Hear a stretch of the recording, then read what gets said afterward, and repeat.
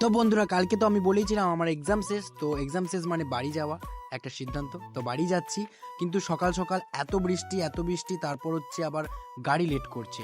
তো আমি এখনও স্ট্যান্ডে দাঁড়িয়েই আছি, গাড়ি আসছে না। প্রায় আধ ঘন্টা অপেক্ষা করার পর তারপর বাসটা এলো ফাইনালি, ওই WBSTC বারাসাত দীঘা। তো এবার বাসে উঠে পড়েছি, বাস ছেড়েও দিয়েছে।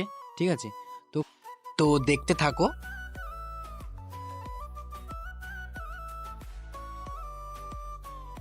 তারপর রাস্তার মধ্যে হঠাৎ ভিড়।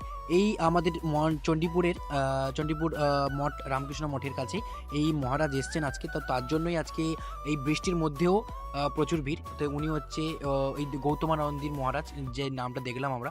যাই হোক, এই বৃষ্টির মধ্যেই তোমরা বৃষ্টিটা দেখতে পাচ্ছ, আজ সকাল থেকে বিশাল বৃষ্টি হচ্ছে। তো মোটামুটি গাড়িটা ছেড়ে দিল। তো এবার আমার বাড়ির কাছাকাছি, তো বাস থেকে নেমে গেছি, এবার যাচ্ছি। মা একটু কাজে ব্যস্ত আছে, তাই আসতে পারছে না। এই দেখো, বাড়ির সামনে চলে এসেছি। আমার মার দোকান আছে, একটা জেরক্স দোকান, ওইখানে মা বসে আছে। এই দেখো, মা সঙ্গে সঙ্গে চলে আসতেই আমাকে মুড়ি দিচ্ছে। তো যাই হোক বন্ধুরা, আজকের জন্য এইটুকুই, টাটা।